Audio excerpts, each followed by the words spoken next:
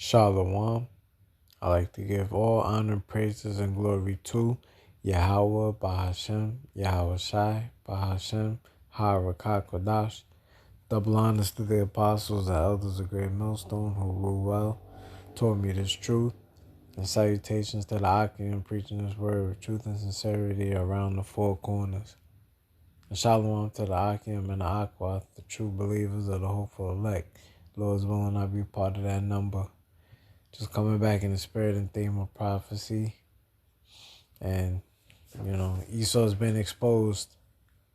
Esau, the so-called white man, he's been exposed, and his days of tricking the people has come to an end.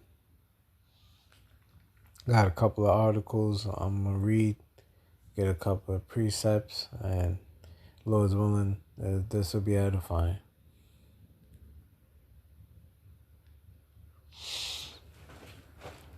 Yeah, this is from the People's Voice. It says the world is on the cusp of a profound systemic transformation, says Klaus Schwab. This is published September 17th, so a little under a few days ago. Says the World Economic Forum's latest annual report identified a transition into the intelligent age, the rise of misinformation, and demographic shifts to an aging world as key factors that are driving a profound systemic transformation.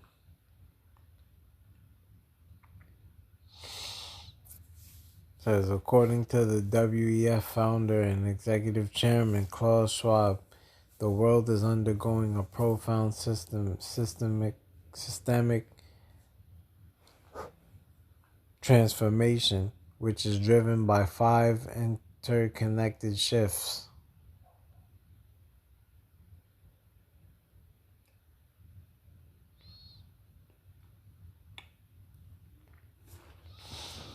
The 5 interconnected shifts include transition from the industrial to the intelligent age. And we're in the information age, so that's not hard to fathom. Conflictual transition from a unipolar world to a multipolar world. Need to transition to a green economy. Yeah, that's not going to happen.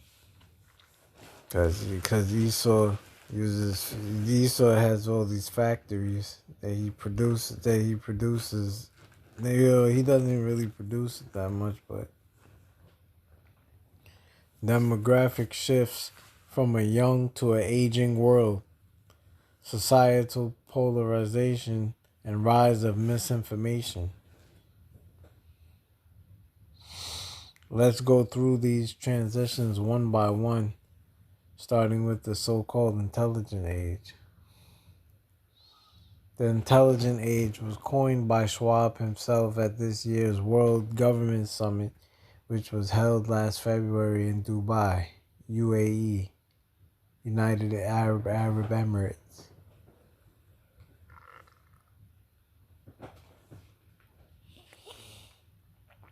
Says there, the unelected globalist said that the fourth industrial revolution, which will lead to the fusion of our physical, biological, and digital identities, was powering a global transition of humankind into a new era called the intelligent age, in which humankind will enjoy more opportunities and possibilities. Yeah, and this is just Klaus Schwab,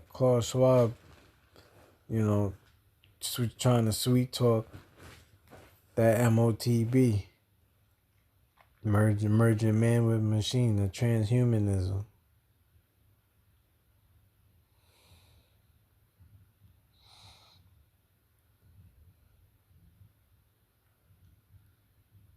Oh, this is a quote.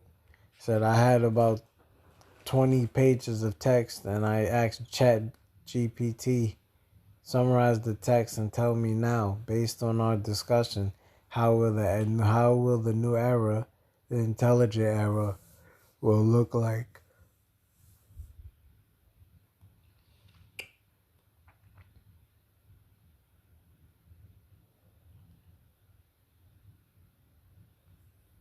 So Schwab pumped his idea of an intelligent age into ChatGPT, and this is what he said ChatGPT told him. Envisioning a future propelled by the technologies of the fourth industrial revolution, we see a new dawn of human civilization, one that harmonizes technology with the deepest needs of aspirations of humanity. This mission unfolds with a society where artificial intelligence, robotics, the Internet of Things, 3D printing, genetic engineering, quantum computing become the foundations of our daily life, yet are guided by a profound respect for human values, creativity, and the natural world. Yeah, this is just Esau talking a good one. And they plan on merging man with machine, like they're trying to do now, and then have everybody micro C hip.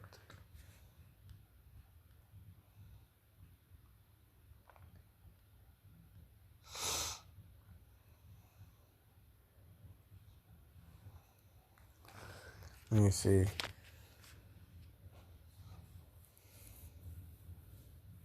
The geopolitical landscape is shifting from a unipolar world dominated by a single superpower to a multipolar reality with multiple influential nations.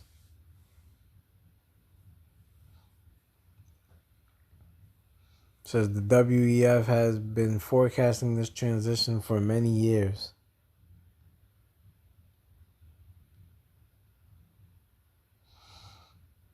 Let me see. Now, 8 years after that prognostic statement, Schwab says that the transition from unipolar to multipolar brings both opportunities for diverse global cooperation and challenges stemming from increased geopolitical tensions. I mean, they say multipolar, but really it's going to stay unipolar, because when Esau goes down, that's when Yahweh Shai is going to come back, return, and take Esau out of power, and the children of Israel are going to rule next with being joint heirs with Yahweh Shai.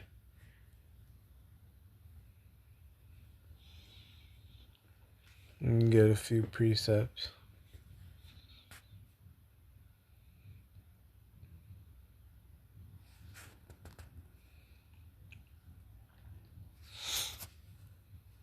Matter of fact, let me get this in the NLT as well. This is the book of 2 Corinthians chapter 2, verse 11. Lest Satan should get an advantage of us, for we are not ignorant of his devices. Yeah, and we're not ignorant of Satan's devices. And one of his devices is using the WEF as means to bring about his new world order. You know, to state his claim of what he wants to do. You read that in the NLT. So that Satan will not outsmart us, for we are familiar with his evil schemes. Yeah, and one of his evil schemes is to just chip everybody. Michael C. hip everybody. The book of Revelation chapter 13, verse 16. Actually, let's start at 15.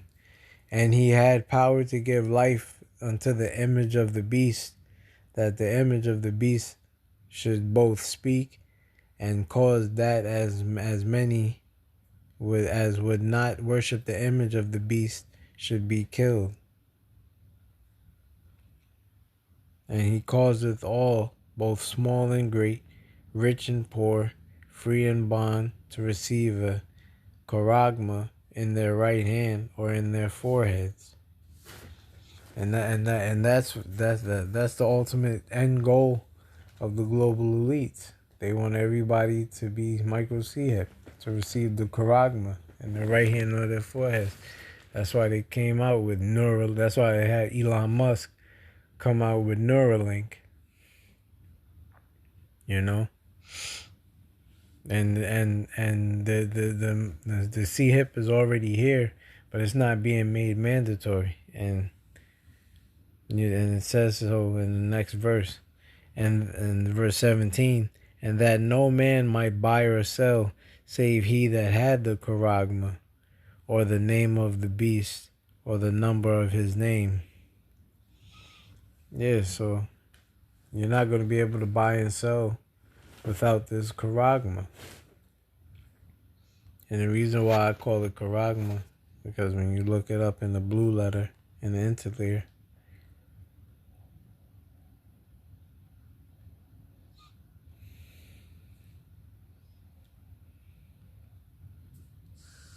Strong's G 5480, charagma. Charagma. Yeah, and that's the pronunciation in the Greek. And it reads, a stamp, an imprinted mark of the mark stamped on the forehead or the right hand of as the badge of the followers of the anti-Messiah. Yeah, so it's going to be something that's physical. It's not sin.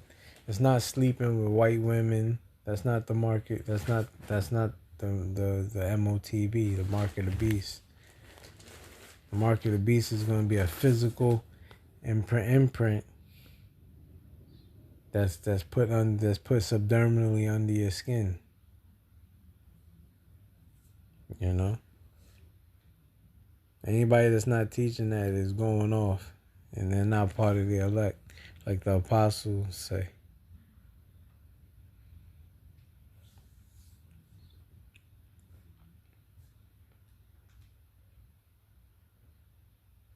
But getting back to Klaus Schwab talking about the unipolar world, and then they're trying to switch it to multipolar. That's not scriptural. What's scriptural is that the Lord is going to return and put down all rule. And then Yahweh Shai alone is going to rule along with the 144,000. Lord willing, I'll be part of that number. You know? The Israelites have next to rule. Like it says in the book of 2nd Ezra, the 6th chapter. For Esau is the end of the world, and Jacob is the beginning of it that followeth.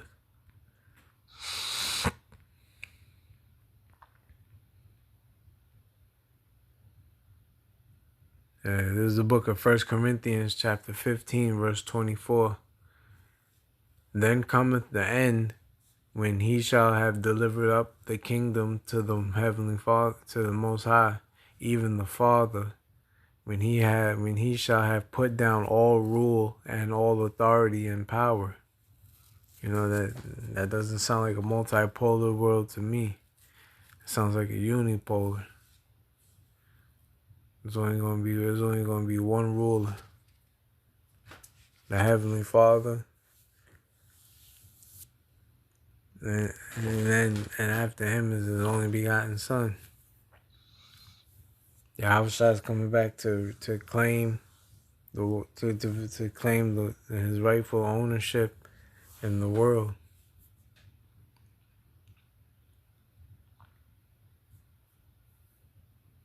Let's read that in the NLT. After that, the end will come when he will turn the kingdom over to the Most High, the Father, having destroyed every ruler and authority and power. Verse 25, for he must reign till he hath put all enemies under his feet. You see? So when Yahushua return, he's going to put all the enemies under his feet. And who's the enemies? So it's these other nations, starting with the so-called white man, Esau. Esau is the arch enemy. And like it says in the book of Isaiah, when the Lord returns, he's not going to meet you as a man. This is the book of Isaiah chapter 47. I'll go straight to the point. Verse 3, thy nakedness shall be uncovered. Yeah, thy shame shall be seen. I will take vengeance, and I will not meet thee as a man. You see?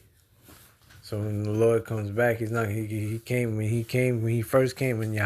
first came in on the scene over 2,000 years ago, he came as a man.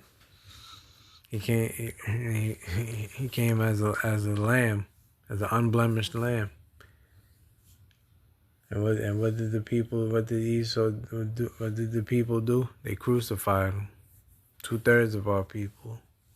They said, let the blood be on us and our children. So this time when the Lord returns, he's coming back as a lion, as a roaring lion, as an angelic force.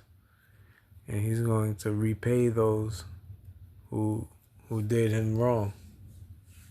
Just like it says in the book of Revelation, the first chapter, that all the eyes shall see him, even those who pierced him. So the guys who pierced his side, those Romans who pierced his side, they're on the earth today to get their reward.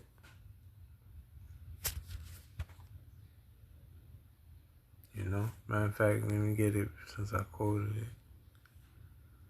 The book of Revelation, chapter 1, verse 7. Behold, he cometh with clouds, and every eye shall see him, and they also which pierced him. And all kindreds of the earth shall wail because of him. Even so, Amen. So let it be. Or let it be so. Yeah, you see? When it says all the kindreds of the earth shall wail, that's talking about the other nations. They're going to wail because they're going to know that they're going into slavery. They're going to get put down. Just like it said in 1 Corinthians. You know, and this is beautiful. This is the gospel. This is the good news that the Bible speaks of. The Holy Scriptures, which is only for the Israelites. You know. This is beautiful news. And we can't wait. So Lord's willing, you was edified. Till next time, I'm going to say shalom to the elect.